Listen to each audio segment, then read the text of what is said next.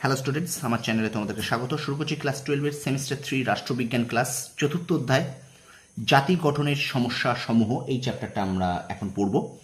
আমরা কিন্তু অলরেডি প্রথম, দ্বিতীয় এবং তৃতীয় অধ্যায় করে ফেলেছি রাষ্ট্রবিজ্ঞানের ক্লাস 12-এর। তোমরা যারা দেখেছো তা নিশ্চয়ই জানো, ঠিক আছে? তো এখন আমি তোমাদের সামনে চতুর্থ অধ্যায় নিয়ে এসেছি, জাতি গঠনের সমস্যা সমূহ পর্ব 1। প্রথম থেকে শেষ পর্যন্ত ভিডিওটা দেখবে, একটু স্কিপ করবে না। আর ভিডিওটা ভালো লাগলে অবশ্যই লাইক করবে, কমেন্ট করবে, আর বেশি করে একটু শেয়ার করে দেবে। আর একটা কথা, আমার চ্যানেল যারা নতুন আছে তারা অবশ্যই চ্যানেলটা সাবস্ক্রাইব করবে, পাশে থেকে বেল আইকনটি প্রেস করে রাখবে আমার এই চ্যানেলের নোটিফিকেশন সবার আগে পাওয়ার জন্য, ঠিক আছে? তো তোমাদের একটা কথা বারবার বলি, তোমরা যদি 40 নম্বর এমসিকিউ, তোমাদের 40-এ 40 পেতে চাও, তাহলে টেক্সট বই যদি তোমাদের কেনা থাকে খুঁটিয়ে পড়ো, নতুবা আমার চ্যানেলটাকে ভালো করে ফলো করো, ঠিক আছে?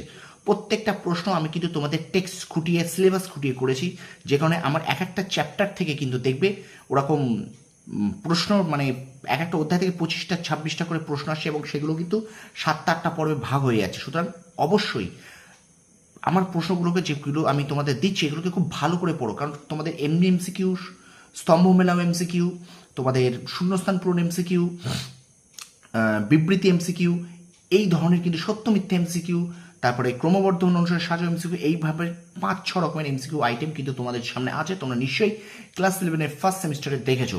আর ক্লাস 12 কিন্তু সিরিয়াসলি পড়াশোনা করতে হবে, প্রচুর পড়াশোনা করে যেতে হবে। ওই একটা চতুর্থ অধ্যায় থেকে 100টা বাম্পার প্রশ্ন এরমভাবে করে যেও না।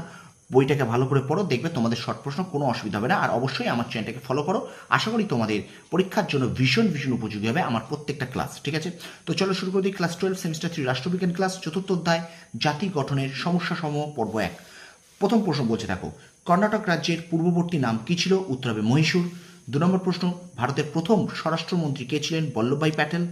3 নম্বর প্রশ্ন, ভারতের প্রথম গভর্নর জেনারেল কে ছিলেন? Lord Mountbatten. 4 নম্বর প্রশ্ন, স্বাধীন ভারতের প্রথম রাষ্ট্রপতি কে ছিলেন? ডক্টর রাজেন্দ্র প্রসাদ। 5 নম্বর প্রশ্ন, পাকিস্তানের প্রথম গভর্নর জেনারেল কে ছিলেন? মোহাম্মদ আলী জিন্নাহ। 6 নম্বর প্রশ্ন, স্বাধীন ভারতের প্রথম গভর্নর জেনারেল কে ছিলেন? চক্রবর্তী রাজা গোপালাচারী। 7 নম্বর প্রশ্ন, কংগ্রেস ও মুসলিম লীগের বিরোধের পরিপ্রেক্ষিতে কে একটি ভাঙন পরিকল্পনা তৈরি করেন? উত্তর হবে লর্ড ওয়াভেল। 8 নম্বর প্রশ্ন, কার নেতৃত্বে 1946 খ্রিস্টাব্দে অন্তর্বর্তী সরকার প্রতিষ্ঠিত হয়? উত্তর হবে জওহরলাল নেহরু। 9 নম্বর প্রশ্ন, দেখো, কে সীমান্ত গান্ধী নামে পরিচিত? এখানে এটা হবে না, হ্যাঁ ঠিক আছে। কে সীমান্ত গান্ধী নামে পরিচিত? উত্তর হবে খান আব্দুল গাফর খান। 10 নম্বর প্রশ্ন, কে সাম্প্রদায়িক বাঁটোয়ারা নীতির কথা বলেন? উত্তর হবে রামসে ম্যাকডোনাল্ড। 11 নম্বর প্রশ্ন, দেখো, পাকিস্তান রাষ্ট্রের দাবি প্রথম কে উত্থাপন করেন? উত্তর হবে চৌধুরী রহমত আলী। 12 নম্বর প্রশ্ন বলছে, ভারতের প্রথম প্রধানমন্ত্রী কে ছিলেন? উত্তর হবে জওহরলাল নেহরু। স্টুডেন্টস, ভিডিওটা কেমন লাগছে তোমরা অবশ্যই কমেন্ট বক্সে কমেন্ট করে জানাও, আর লাইক করো, শেয়ার করো বন্ধুদের মাঝে বেশি করে। আর আমার চ্যানেল যদি নতুন হয়ে থাকো অবশ্যই আমার চ্যানেলকে সাবস্ক্রাইব করো, আর বেশি করে একটু শেয়ার করে দাও। আর অবশ্যই তোমরা পাশে থাকা বেল আইকনটি প্রেস করে রাখো, যাতে আমার ভিডিওর নোটিফিকেশন তোমরা পেতে পারো, ঠিক আছে? তোমাদের একটা কথা বারবার বলছি, শর্ট প্রশ্ন কিন্তু কোনো সাজেশন হয় না। শর্ট প্রশ্ন আমি প্রত্যেক ক্লাসে বলছি, তোমরা রিভিশন দাও। যে জিনিসটা পড়া হয়েছে, আমি যেমন প্রথম, দ্বিতীয়, তৃতীয় এগুলো কিন্তু পড়িয়ে দিয়েছি, সুতরাং এই প্রশ্নগুলিকে বারংবার রিভিশন দাও।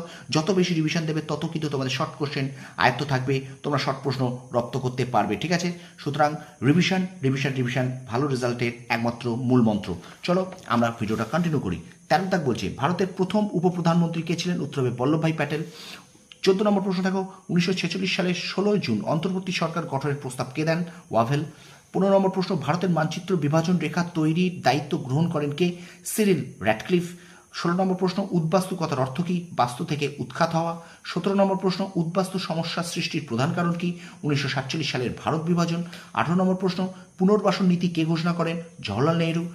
তারপর প্রশ্ন, দেখো, উদ্বাস্তু গ্রন্থের লেখক কে? হিরণময় বন্দ্যোপাধ্যায়। উদ্বাস্তু গ্রন্থের লেখক হিরণময় বন্দ্যোপাধ্যায়। 20 নম্বর প্রশ্ন, নেহেরু লিয়াকত চুক্তির অপর নাম কি? দিল্লি চুক্তি। 21 নম্বর প্রশ্ন, কে উদ্বাস্তুদের বন্ধু নামে পরিচিত ছিলেন?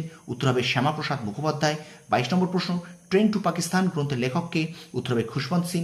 23 নম্বর প্রশ্ন, কাকে লৌহ মানব আখ্যা দেওয়া হয়েছে? উত্তর সর্দার বল্লভভাই প্যাটেল। 24 নম্বর প্রশ্ন, দেশীয় রাজ্যগুলির হাতে ক্ষমতা হস্তান্তর সংক্রান্ত ফেব্রুয়ারি ঘোষণা কে প্রকাশ করেন? উত্তর হবে ক্লিমেন্ট এটলি। এবং আজকের পর্বের শেষ প্রশ্ন, কাকে ভারতের বিসমার্ক বলা হয়? উত্তর হবে সর্দার বল্লভভাই প্যাটেল।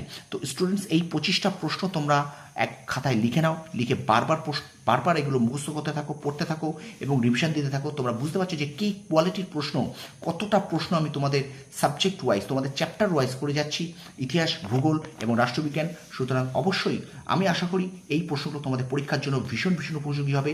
ভিডিওটা ভালো লাগলে অবশ্যই লাইক করো, কমেন্ট করো, আর তোমার সমস্ত বন্ধুদের কাছে যাতে রাষ্ট্রবিজ্ঞান আছে তাদের কাছে একটু শেয়ার করে দাও, তারাও যাতে একটু উপকৃত হয়, ঠিক আছে?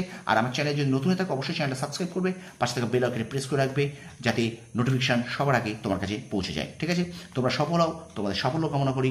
ধন্যবাদ।